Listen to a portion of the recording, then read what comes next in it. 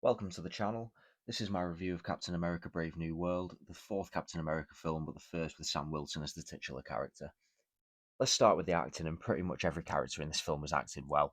Anthony Mackie, Harrison Ford, Danny Ramirez, Giancarlo Esposito, Tim Blake Nelson, and Shira Haas all put in solid performances, but the standout for me was Carl Lumley, who was fantastic in this film as Isaiah Bradley, especially in the scene in the prison where he's talking to Sam and breaks down crying. He shows real emotion in this scene, and to me it was by far the best acted scene in the film. But although he was the standout, in my opinion, everyone puts in a good performance in this film, including an 82-year-old Harrison Ford as Thaddeus Ross or Red Hulk. He too gets the opportunity to show off his emotional range to a certain degree and does well in doing so. It didn't seem like he was phoning it in for the entire film, which, to be honest, is what I expected. Anthony Mackie was solid as always as Sam Wilson, and Danny Ramirez put in a good performance as Joaquin Torres or Falcon. He was mainly played for laughs in the film, but he was an enjoyable character. Speaking of which, let's move on to the characters.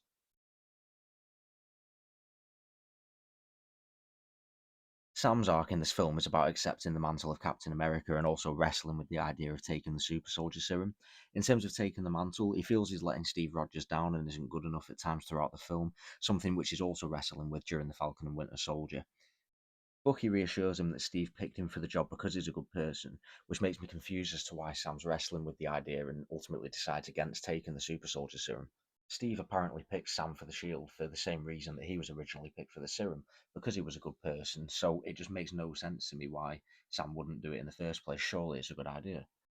Although Sam's now moved on from the Falcon mantle, his character doesn't really feel much different to when he was still Falcon. Giving him the serum potentially could have been a good way to change that and give his character some new development, which makes sense for the mantle he's taken on and the missions that he's going to be expected to go on moving forward. Instead of the serum, he now ends up with a load of fancy new Wakandan tech, including the kinetic shockwave like Black Panther. So at this point, he's basically just a mashup of three different heroes in Falcon, Captain America, and Black Panther. For if you think the helmet looks a lot like Ant-Man's, like I do. Look, I don't think it was necessarily a bad character. I was just hoping for a bit more than, no, I'm not going to take the serum, and yeah, I'm comfortable being Captain America, which I thought was the end of his arc from Falcon and Winter Soldier in the first place. Harrison Ford as Thaddeus Ross was one of the better parts of this movie, in my opinion. There was more emotion in his story arc than there was in Sam's, and honestly, the majority of the plot centered around him. He was pivotal in the Celestial Accords, and obviously the leader's actions all lead to him turning into the Red Hulk and destroying the White House, landing himself in the raft. I think my biggest issue with the Red Hulk is honestly how little it was used.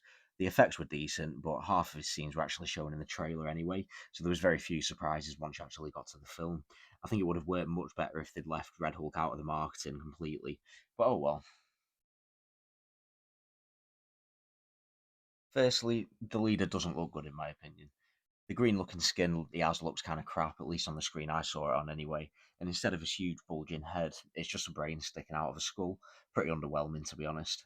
I don't think the leader's plan is necessarily a bad one, but if he's so good with probabilities, why wouldn't he have predicted that Ross would be playing him much sooner and put his plan into effect earlier? I imagine it is extremely hard to write for characters with these sorts of powers. Just ask CW's The Flash with the Thinker in season 4, but this was the one thing that really stood out to me as nonsensical in terms of the story writing for him. Now, Sidewinder is a bit of a weird one. It was originally meant to be played by wrestler Seth Rollins, but after the reshoots was replaced by Giancarlo Esposito. Although it was a good performance by Giancarlo, the scenes were obviously stitched on at the last minute. But in terms of his part in the film, he was basically just used for exposition. Every scene he was in was either a fight scene or him delivering exposition to move the plot forward, like telling Sam the leader's plan and most of his backstory before Ross filled in the last bits in the end. I don't know about anyone else, but for me, Sidewinder was the character with the most wasted potential out of everyone in the film. He had a brilliant actor, and I think if he was brought in earlier rather than just after the reshoots, he really could have been a good character. Joaquin Torres replaces Sam Wilson as the new Falcon after Sam gifts him the wings during Falcon and the Winter Soldier. He's made some modifications to the suit, including giving it an Ant-Man looking helmet, but honestly, it doesn't look great. Definitely not as good as Sam's Falcon suit, at least. But Joaquin was quite a good character in the film. It was mainly played for laughs, but he was actually quite enjoyable to watch. I really appreciate the fact that after he gets taken down after getting a bit too cocky during the battle at Celestial Island, he actually realises his mistake while in recovery and feels he's let himself and Sam down. Wow, a Marvel character making a mistake, acknowledging it, and learning from it. I thought Marvel had forgotten how to do that. But seriously, A good bit of character development and not a bad character overall.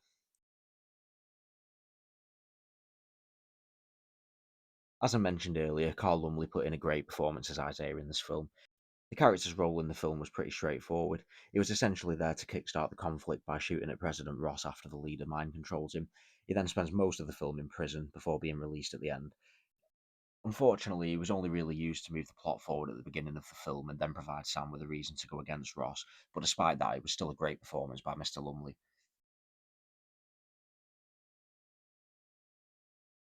Ruth was a new character for this film, and she was more antagonistic early on while going against Sam in the investigation of the shooting, before realising that Sam was right and helping him for the rest of the film. She was an ex-widow, which I think was supposed to explain how someone her size can beat the size of opponents she was beating in hand-to-hand combat. She wasn't written with much complexity, but she did her job as a side character. It was a good performance by the actress, and it's just a question as to whether she'll show up again in future.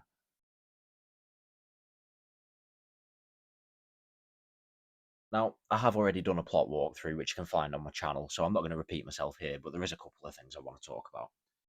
I think my biggest issue with this film is that it's not a Captain America sequel, nor does it feel like one, and it's barely a sequel to Falcon and Winter Soldier. The film essentially functions as a sequel to the 2008 Incredible Hulk film, but instead of featuring the Hulk, it features Sam's Captain America in his first proper outing as the character, and the Hulk is barely even mentioned. It just makes no sense to me, and in my opinion, it takes away from Sam. They could have written a story properly based around Sam and him getting used to the mantle, with a villain that's more personal to him, or at least the story he's going through, and really developed his character, but instead he was just used as a catalyst to see what other characters like Betty and the leader have been doing since 2008. Just make a Hulk film and give Sam his own movie. And then obviously there was the reshoots, of which this film went through multiple waves. It just made the film feel a bit all over the place and a bit more like two films stitched together. This was made very obvious when Giancarlo Esposito came on screen. Having been added in reshoots, the film did its best to try and smooth it over, but when he only interacts with Sam and a group of mercenaries in fairly remote locations out of the way from the rest of the events, or occasionally added into a scene in post, it was quite obvious. Now, when I was watching the film, I was actually fairly impressed with the special effects. It wasn't anywhere near as heavy on the CGI as a film like Ant-Man and the Wasp: Quantumania, though, which does always help. But then at the end of the film, and I stress just moments after the big fight scene, we have a scene where Sam's trying to talk down the Red Hulk, and Sam's been superimposed onto the green screen or volume background, and it completely took me out of the film. It was superimposed on so bad, and you could just tell it was green screen. How can you do that well with a big fight scene, and then completely fuck up putting a body over a green screen?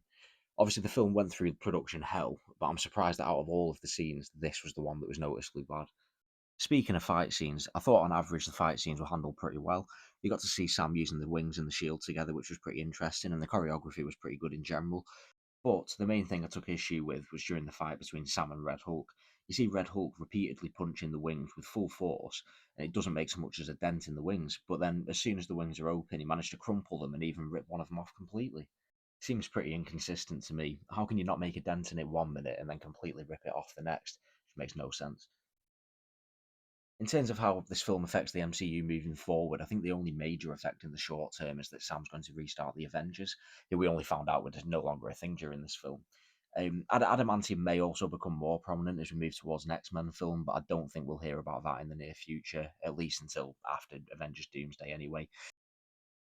In my opinion, Captain America Brave New World was a flawed, messy, and slightly below average film that was still somewhat enjoyable, mainly due to its okay characters, great acting, and use of spectacle. In terms of how I'd rank it against post Endgame films, I'd say it was better than Thor 4, Marvels, and Eternals, but it wasn't as good as Spider Man No Way Home or Guardians 3. I think I'd score it a 4 out of 10. And that has been my review of Captain America Brave New World. It's only my second video on the channel, so if you have stuck around this long, thank you very much for watching. Have a good one, and I'll catch you on the next one.